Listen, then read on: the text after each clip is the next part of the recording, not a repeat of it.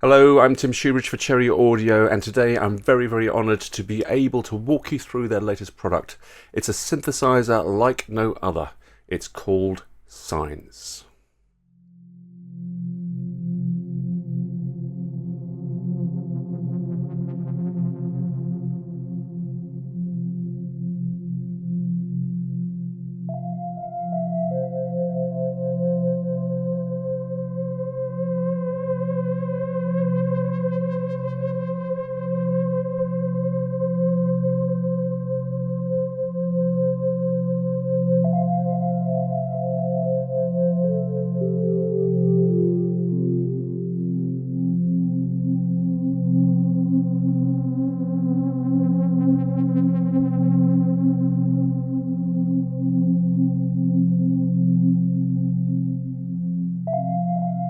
So what is Sines? Well, it's not a recreation or a reimagining of any particular synthesizer. It is unique, but I would say that it is a homage to all forms of synthesis, whether analog or digital. It's about signal processing. It's about taking the purest waveform of them all, the sine wave, and then applying various signal processing techniques to those sine waves in order to create harmonically rich content. I'll explain a little bit more in a minute what I mean, but first let's take a look at the overall user interface. Okay, so here is the user interface to Sines, and my word, what an impressive user interface it is. It is really fantastic looking. Now, if you're slightly daunted by it, or you think, oh my god, it must be rather complicated, then do not worry. It's not complicated at all. The reason we have those controls on the front panel is to make it as easy as possible to interact with the synthesizer. There is no menu diving with this particular product. What I'm going to do now is go through the main sections of it, break it down so we can see what we've got here. We'll go into the details later on in the video. So if we see here, we've got numbers 1, 2, 3 and 4. These are labeling the oscillators. We've got 4 oscillators. They're identical to each other. And you'll see that they take up most of the front panel. It's the heart of the synthesizer. You'll see we've got a little oscilloscope display showing a sine wave. Now, each oscillator, its basic waveform is just a sine wave. You can't select anything other than a sine wave, and that's why the synthesizer is called Sines. But there are many ways that you can manipulate those waveforms and create far more complicated waveforms, harmonically rich content, that kind of thing. And we'll get onto that in a little bit of detail later on. So here we have our main oscillator section, and then to the right of it we have the envelope generator section. We've got 4 envelope generators, a filter envelope, amplitude, and then 2 more below it. Now these are all ADSR envelopes. They've all got delay portions to them apart from the amplitude envelope, and they are all freely assignable in terms of modulations. We will talk about modulations later as well. To the right of the envelope generator section, we've got top far corner here. We've got the filter section. It's so small in relation to everything else going on here. It's almost a little bit insignificant. It's a multi-mode filter. There are 4 different low-pass modes, well, different slopes with the low-pass filter. We've got a high-pass, band-pass, and notch. Below the filter section, we've got a mod matrix. It's only got 4 slots in it, and you might think to yourself, well, that's rather limiting, but trust me, in terms of modulations, this synthesizer is not limited at all, as I will explain later. Way down the left-hand side here, to the left of the oscillators, we've got the LFO section. We've got 4 LFOs, 4 identical LFOs. They've got the ability to have one-shots. They've got the ability to synchronize. Let's have a look at the waveforms. Look at all the waveforms that are available with these LFOs. So many different variations. We've got exponential and logarithmic versions. We've got stepped versions of waveforms. There's a ton of stuff going on there. So we've got 4 LFOs, 4 oscillators, 4 envelope generators, a multi-mode filter, and a mod matrix. Now, all that's left really is this bottom row here. Let's see what's going on here. We've got an arpeggiator or arpeggio section on the left-hand side, and then next to that we've got some general functions around keyboard assignment. We've got unison versus mono versus poly modes. This is where we can select the polyphony of the synthesizer, going from 2 voices all the way up to 16. To the right of that we've got an effects section down here. We've got a dedicated distortion section. We've got 5 different variations of distortion. Below that, we've got modulation effects. We've got chorus, flanger, phaser, and a rotary speaker effect, because with those lovely sine waves and 4 oscillators, you can create some really wonderful organ patches. So having a rotary speaker effect is really fantastic. Next to those effects, we have a delay effect with 3 different variations of delay, and then we have a reverb effect with 5 different variations of reverb. And if all that wasn't enough, we've got a dedicated EQ here, so you can fine sculpt the sound. And then we have the master section, volume, limiter, a master pitch control, and we've got a drift control, so you can add a little bit of that vintage analog vibe to your patches.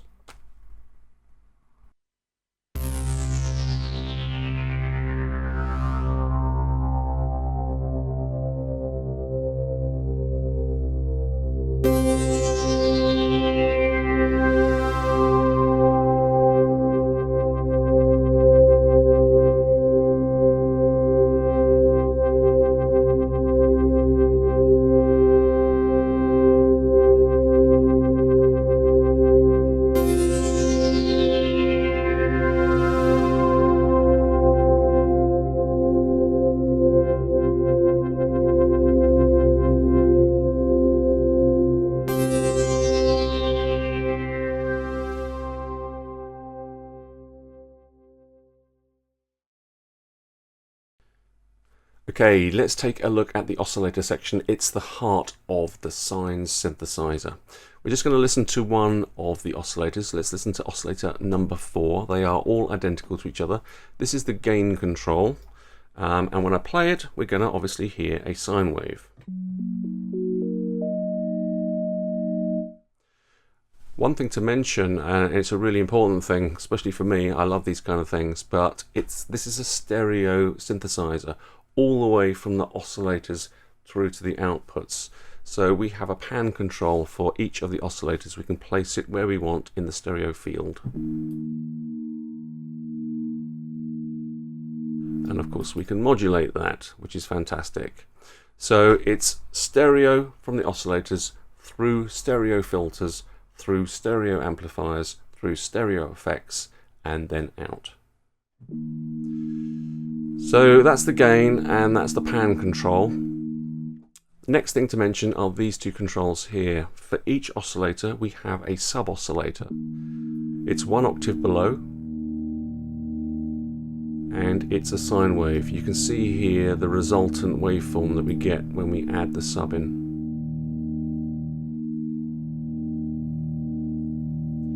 And as well as that sub-oscillator, we have a super oscillator, which is another oscillator that follows the pitch of the main oscillator, but it's 1 octave above. And again, it's a sine wave. So we can combine them together to get instant organ.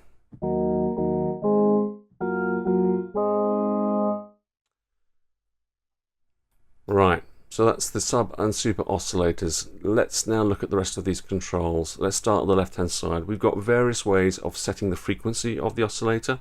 We've got the sort of the standard way, which is these octave range settings. So we've got 16 feet, 8 feet, 4 feet, and 32 feet. But we've also got a ratio control, and this defaults to 1. Now this is a ratio which is how much the frequency is multiplied by. So if we were to set it to number 2, that's 2 times the frequency, so that's 1 octave up. And then it goes all the way, various harmonic frequencies, all the way up to 32.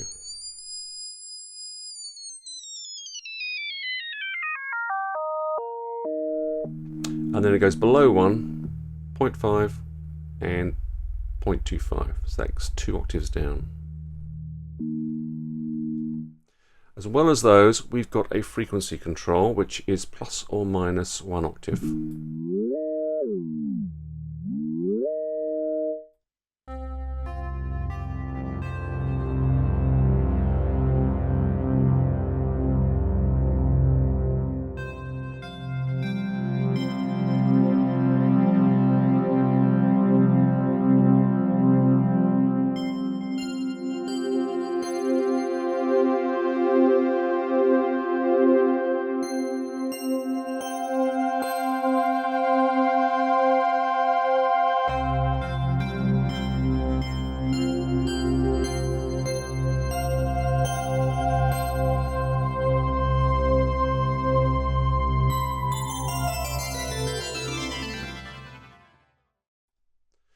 Now let's talk about these next 6 controls here. And I really love playing with a synthesizer, a new synthesizer, and learning something. I tell you, I've learned a lot by playing around with sines.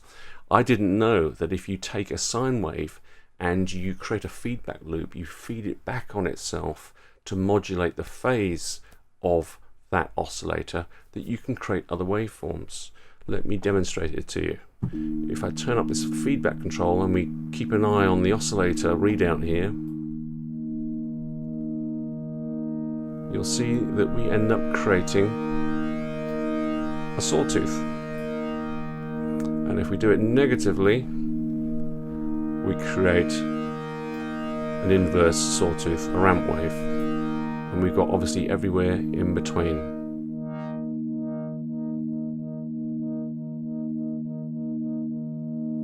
And we can modulate that.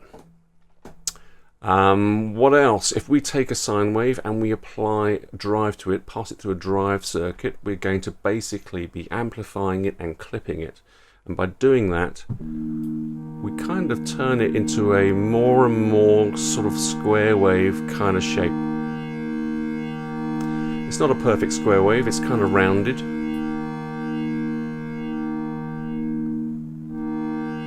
But it's almost a square wave. We'll come back to this in a minute. What else can we do here? Well, we've got wave folding. Now, wave folding is a classic analog circuit for folding a wave on top of itself or onto itself. And this is the effect that we get. And we can go all the way through until we create an inverse of the waveform.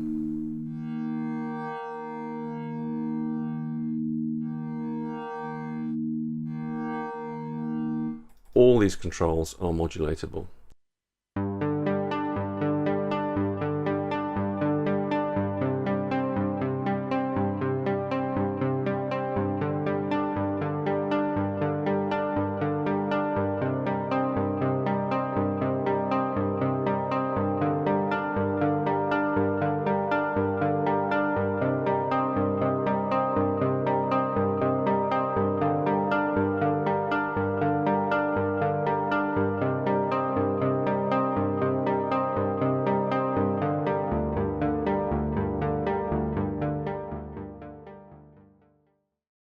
Next, we've got a shape control, and what this is going to do is affect the peaks of the sine wave. It's either going to make those peaks thinner or fatter.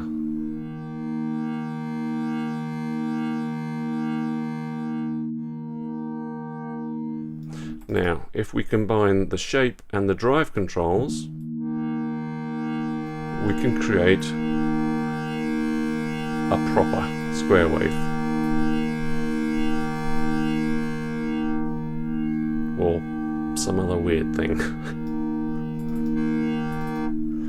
What else have we got here? Well, we've got a width control. So this is like a pulse width control, but we can apply it to our sine wave. So we can create a sort of a fatter top, but a thinner bottom, which goes all the way through to 0. And then we can go the other way.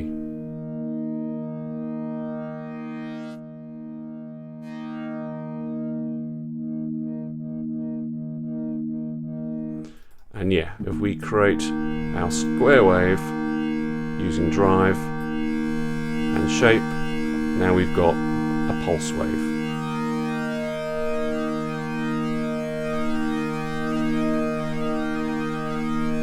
That goes all the way through 0.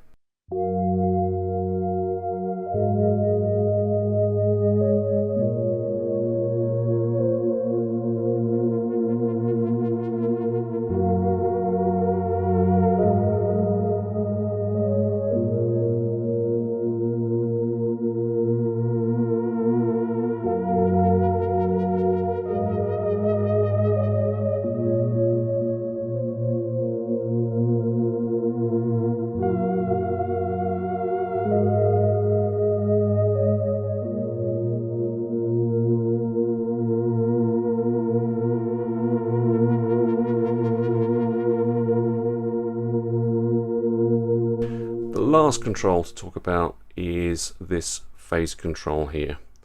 It changes the phase. Oh, let's put these back to a sine wave again. It changes the phase of the waveform, which by itself, if I do it very slowly, is not going to give any effect at all. If I really do it quickly, you can hear there's just a slight change in pitch momentarily while I'm doing it. But obviously, this phase is best modulated at higher frequencies to get phase modulation effects. And we can modulate it, and we can also get frequency modulation effects by modulating the frequency. So we've got all of these different ways of manipulating the sine wave and creating all sorts of weird and wonderful effects. So now is probably the best time to start talking about modulations.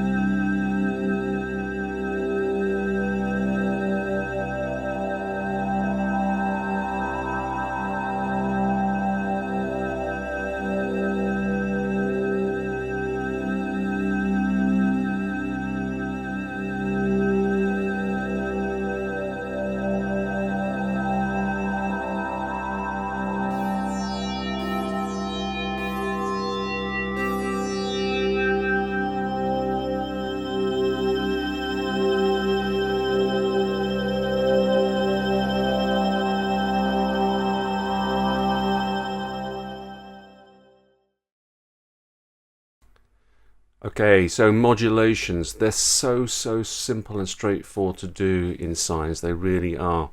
Let's take our oscillator number 4, playing a sine wave, and let's say that we want to play around with the feedback here. We like that sound and we want to modulate it with an LFO. Otherwise it's just Tim, the human LFO. So, how do we modulate that with an LFO?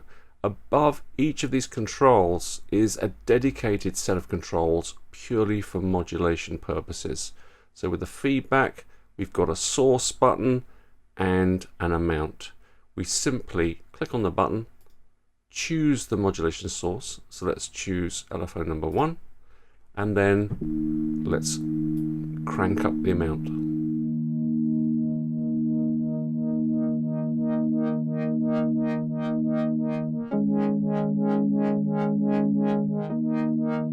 You'll see there the visual representation around the control showing you that it is being modulated. It's really handy to be able to see that, you know, certain controls are moving, especially as you start to build up a patch. You'll also see there that the waveform is changing in real time in the oscilloscope view. And that's it. That is how simple it is to create a modulation.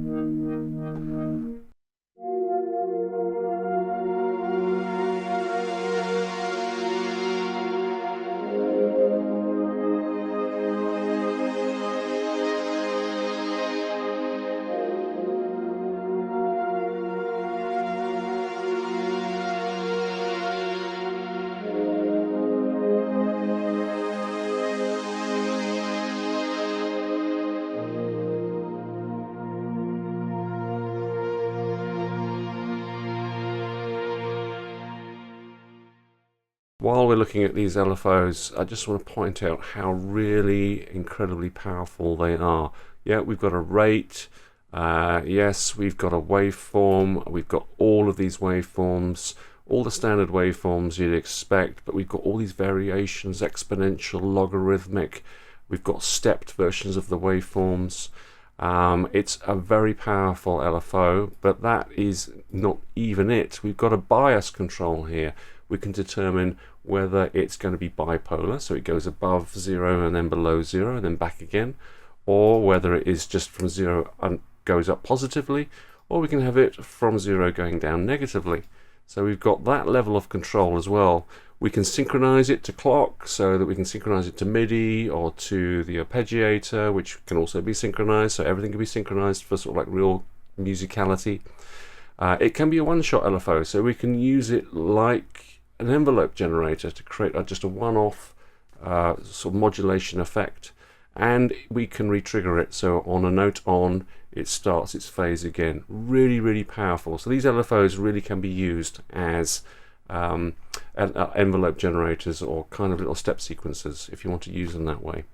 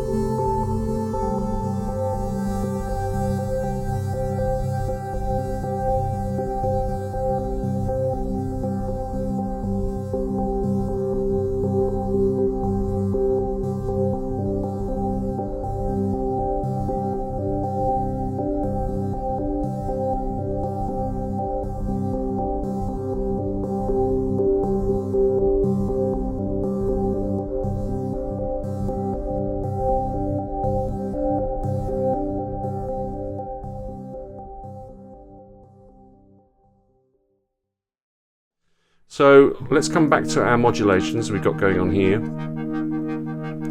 I'm just going to put these back. If you double click on a control, so you've moved it, you double click on it, it goes back to its default position, which is really very, very handy. I'm just going to turn these modulations off. You'll see that a couple of these controls here have got more modulation options than just a source and an amount. They've got something called via, and this is if you want to create a modulation that is also modulated by another modulation source. The simplest way of thinking about this is, let's say we wanted to modulate the frequency with an LFO, but we wanted to control it with, say, the mod wheel. So we would set up source as LFO via mod wheel. So my mod wheel is down at the moment. Just add a little bit in, and as I turn up the mod wheel,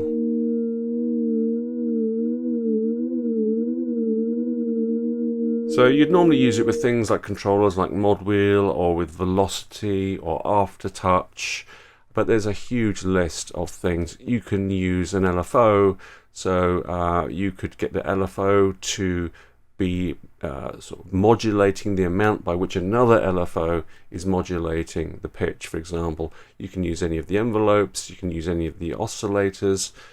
In terms of keyboards, we've got mod wheel, pitch bend, keyboard CV, velocity, pressure, poly pressure. So we've got normal aftertouch, which is called channel pressure, but we've also got polyphonic aftertouch because this synth engine here supports MPE as well, and we can use the arpeggiator to modulate these things as well. Incredibly powerful. And then if that's not enough, we've got signals. We can use noise. We've got white noise and pink noise. We've even got fixed voltages here, which is really very cool, and we've got some random options as well. So much power here behind these modulation options, but it's so easy and simple to use. And all of these modulation options here are also available as mod sources, as you can see. It's a big comprehensive list of mod sources that we've got.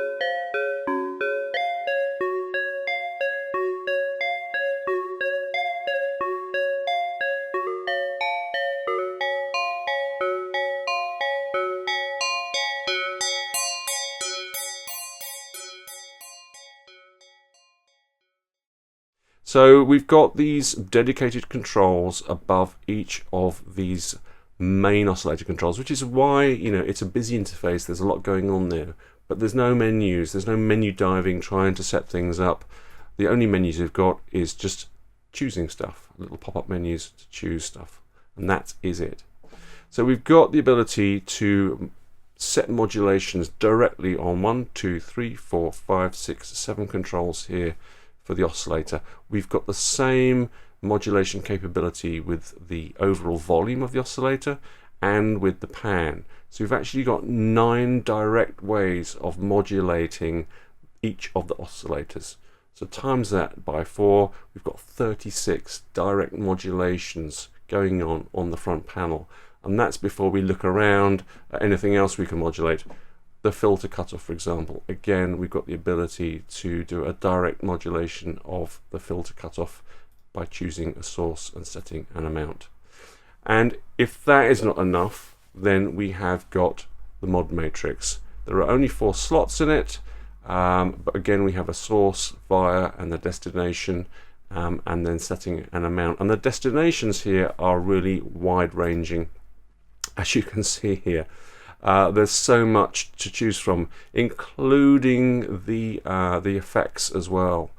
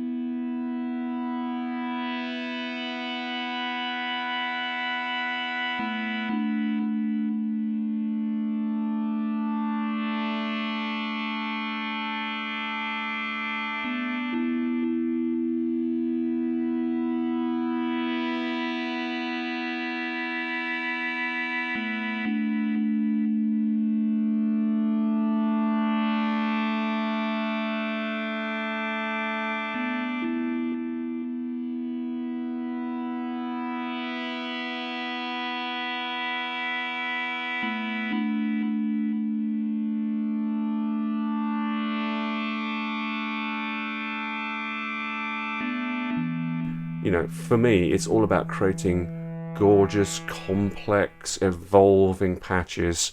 So, you know, I tend to be creating pads and that kind of things, or very interesting kind of leads with it. But I love the fact that it's all based on sine waves. So you can sort of like create really rich harmonic patches that with the, you know, the turn of a mod wheel can come right down to beautiful, pure sine waves. You've got that kind of sort of vibe going on with sines. It's a really fascinating and immersive synthesizer for just noodling around, experimenting, and finding your own sounds. Yes, it comes with loads and loads of wonderful presets, but for me, the beauty is in taking a preset and playing around with it, or creating presets from scratch. It's just a sound designer's dream. It really is.